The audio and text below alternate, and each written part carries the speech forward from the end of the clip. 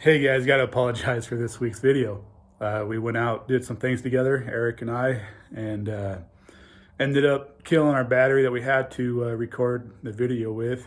And so, in true struggling hunter fashion, we found a way to make something work, which was using the old iPhone. And it's a little rough video this week.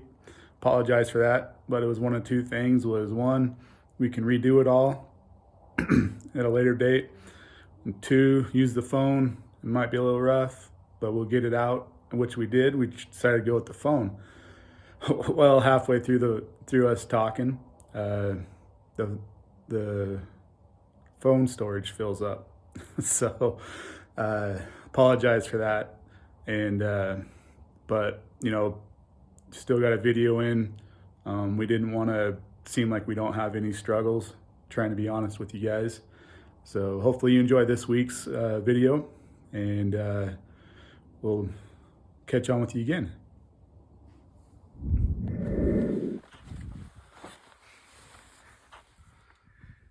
Hey everybody, welcome to the Struggling Hunters. We're out here struggling again. Camera died, the camera that we were going to use to do our podcast, so we're doing it off the iPhone. I hope that it works out. I think it will. So just making lemons out of lemonade. So Yeah. we're making lemonade out of lemons, brother. It's one of those things that you put life to work and life happens and you adjust to it. Yeah. It's something else. But anyways, so yeah, we're out here in Colorado. Decided to do a podcast.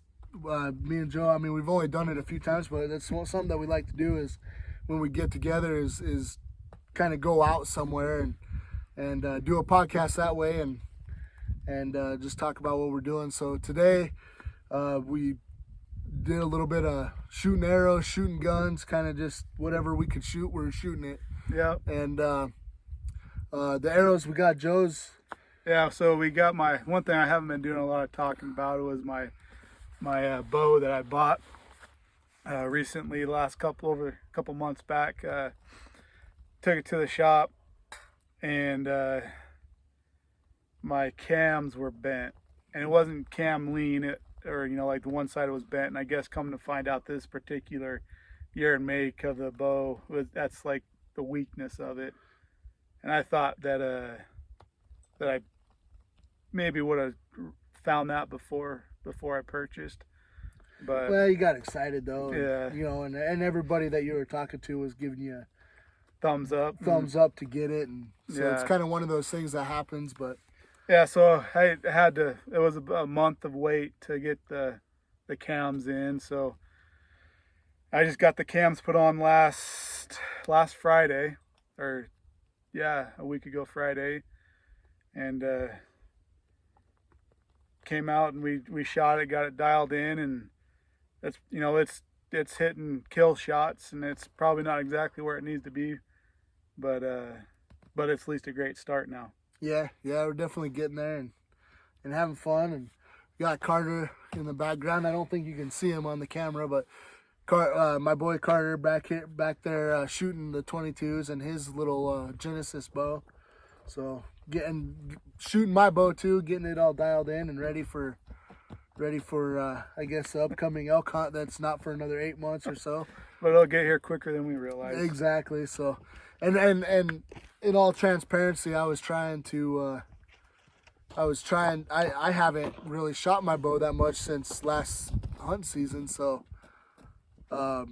yeah, it's kind of good to get out here and get it going again. Here we are in mid-February, and I mean, I don't know what the temperature is, but it's not that bad. So Sitting here in t-shirts and got sunglasses on. yeah. So we're enjoying the weather and enjoying the outdoors. So it kind of just having a good day and hanging out with Joe. It's kind of nice with him being over here in Colorado for the weekend and so it's always a good time. I need to get out to Utah one of these days. I feel like it's a little unfair, but Oh, whatever. yeah. But anyway, I don't know. Is there any real topics to talk about? No, I was just as I was contemplating it, you know, we've brought it up before, but just being the struggling hunters, and we've kind of used a platform. Hopefully we don't come across to others, but yeah, it's a hunting platform. It's, you know, we talk hunting and whatnot, but the end of the day, the honest truth of it is we're just two guys trying to better ourselves, not only hunting world, but in the archery world too. And when I was getting my bow set up, the guy, you know, like kind of helped me get my D loop put on and get my peep sight set into where it needs to be. And he was, you know, as I was sitting there at full draw, he was tweaking my arm and telling me to relax my fingers and telling me where to put my release hand at. And I was like, holy crap, like, I don't know what I'm doing. And, you know, and it's just one of those interesting times of, I guess, humbling times of, you spend all this time talking about it, trying to get better, but then you have the moments when it's just like, okay, you know, like not that I ever thought I was Mr. All That on shooting bows, but I never really had anybody that was a professional critique and help me get into what I was needing. So it was just like a little humbling experience, and it got, like I said, got me thinking. And it's like, you know, we do have a hunting platform, but at the end of the day, we are just as, I don't know, trying to figure it out. Yeah. At the same time, and you know, something to go off of what you said though, like even as the years go by and we get better and better. I mean, every day I still learn.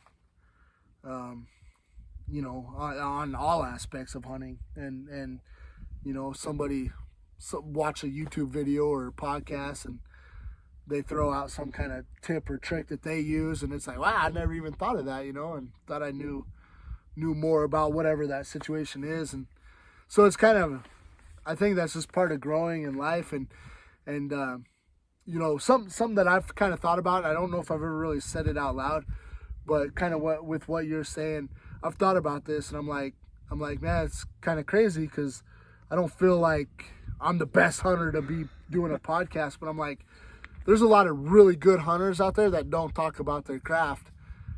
And so I'm kind of that medium where you know, I kind of feel like that's what we're kind of doing, is we might not be the best, but we're just trying to, but we're willing to talk about it and willing to talk about what we learn and, you know, spread the knowledge. And right. And then you really want to watch a journey on becoming a better elk hunter, stay tuned with the Struggling Hunters, because over the next several years, we plan to do nothing but get better and share where we messed up at with everybody.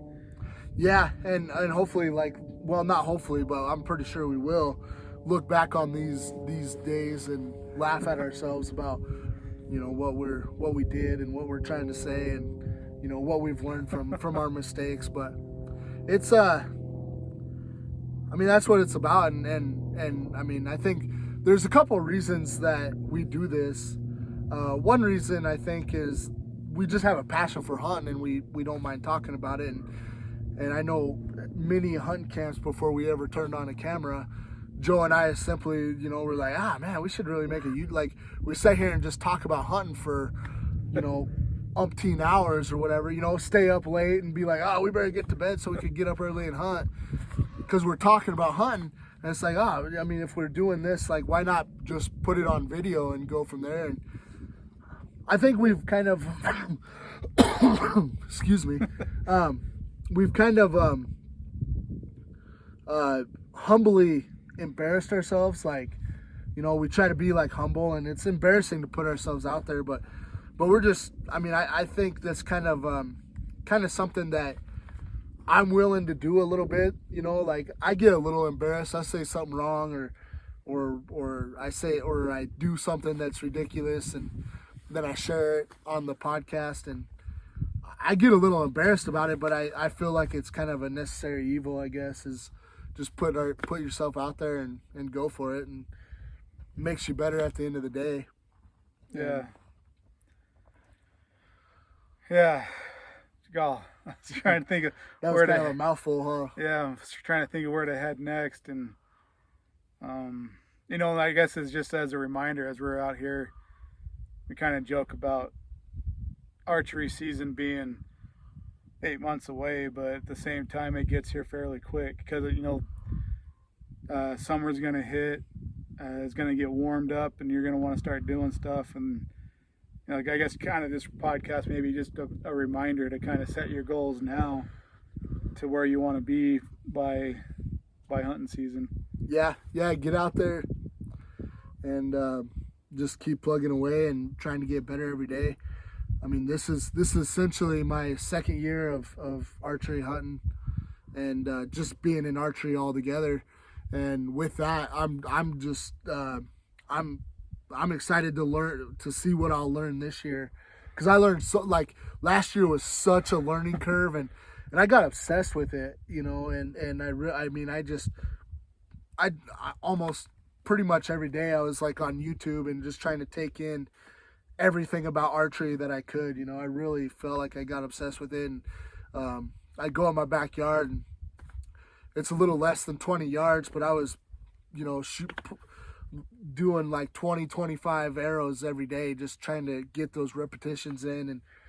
And I mean, I still got a long way to go and to get better and make my group smaller and everything else, but I just really took it in. So I'm excited for year number 2 of the other things that I'll learn and see, you know, where I improve and yeah, just kind of see where it takes me, because I know, man, more than like archery by itself is almost like just as much. I'm just as much obsessed with it as I am like hunting, and it just, I don't know, it's taken over my life. Like, I'd rather archery hunt than rifle hunt anymore, but I'll still do the rifle hunts, but definitely just I'm obsessed with it, you know. And Yeah. so yeah, I'm just excited for year number 2, and I don't know where to go from there, but Well, I was just sitting here thinking, and I know we've had podcasts in the past where we're kind of, you know, goal oriented and where you want to be when the season starts, and as I'm reflecting, you know, I kind of come up with not only physically where I want to be for the season, but trying to remember because I sorry for jumping around, but trying to form the new habits of how to hunt. So, you know, like this next year, I'm trying to tell myself, you know, like where elk want to be, and, you know, it seems like it's those north-facing slopes on those benches, on the slopes, and really telling myself, if I'm not seeing what I need to see, to just get out of the area. You know, I think my takeaway too over the last little bit is you got to be, if you don't know where the elk are, you got to be in decent shape. So one is you either got to find the elk. 2, if you don't know where the elk are, be willing to put the miles in to get to where the elk are. So yeah, so, like, you know, end of that story is being willing to hike if you're not seeing the sign that you think you need to see to find the elk. yeah, 100%. I think that's really it. I mean, you kind of hit it on the nose. Is how many? I mean, me and Joe have done it where, you know, we picked a spot where we wanted to go, and there's just nothing showing for it, and because we put so much time and energy in picking that spot and thinking it was going to be the thing that we were going to bring success home with, we stay there too long. And I think this last year we really learned that, of just moving on and really moving around. So Right. Well, you know, like, one of the things is, you know, I'm not gonna lie, watching Born and Raised, Hush and Randy Newberg, Elk 101, and kind of I guess those are like the big YouTube names in our neck of the woods. And Randy was saying one thing about where he's at his age. I can't remember, mid-50s I think is what he is, and he's like, you know, anymore, I look where I need to go, and if it's miles away, I just know it's just 1 foot in front of the other. Right. You know, he's not as in great a shape and whatnot as as the younger guys, I guess, are. But you know, that's his. He's like, that's the one thing I've learned of the wisdom as I've gotten older is being willing to look at the distance and just saying, that's just 1 foot in front of the other. You know, like not being scared. Yeah. Of how far he has to go. Well, I hate to say it, but he's probably in better shape than we are right now. Yeah, so. more than likely. I think he keeps himself in better shape than what he puts off. But I actually admire or inspire to be a little more like Randy as far as whenever I get to that age group, trying to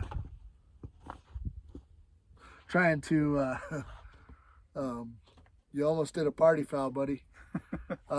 Trying to get in better shape, and that's something that I've had to learn in my learning curve is of getting older is my recovery and everything. Whenever I was in my 20s, I mean, I could just, you know, hunt season coming, I'll go run around the neighborhood a few times for a couple weeks, and then you know, I'll be good to go to out in the woods. And then as I got older, that didn't quite work the same, and it was kind of a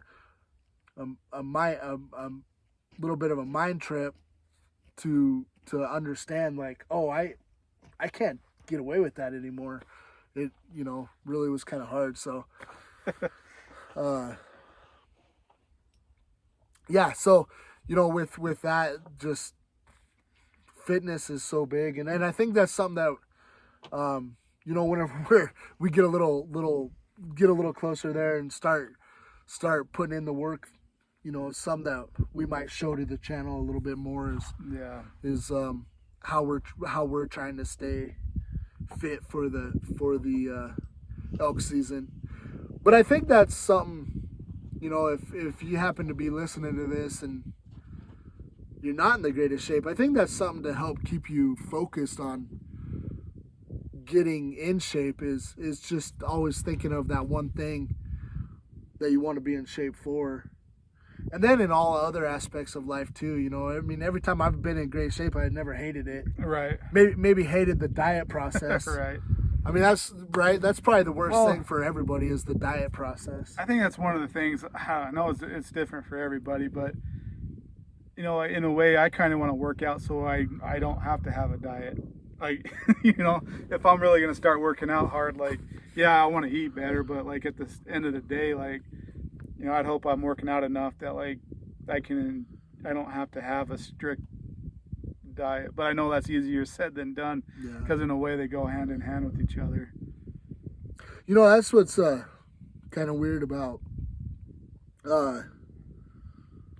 like whenever you're out hunting and camping, and you know, you really don't eat the best, but like for some reason the pounds just kind of melt off of you anyway. I mean, I guess it depends, but sometimes, you know, a little more apt to have some junk food, some chips and peanut butter or whatever. Well, that's one thing as far as food goes and in camp. I'll say that like my rifle camp, I haven't been rifle hunting in about 3 years now. But my rifle hunt, I typically had more junk food in camp. I think for two reasons. Is one, I was, you know, like trying to find a knob to set up on and watch, so I wasn't putting in the miles. Right. And two, it would get dark. Hey guys, as you just watched our video from this week, it was a bit raw. It was maybe a little choppy. It did cut off halfway through our little podcast interview thing between us two. So if you heard anything in there that you want more source material, meaning us telling our thoughts on something, or if you like that style, you know, let us know. We're happy to change. We're trying to do our best to change and to do what we need, and whatever that may be. But again, thanks for watching till the end. We appreciate it. And this was just another struggle that happened to us, and then we just found a way to get through it. And hopefully you guys was able to as well. Again, don't forget to like and subscribe, and we really appreciate your guys' time. Have a good week. Bye.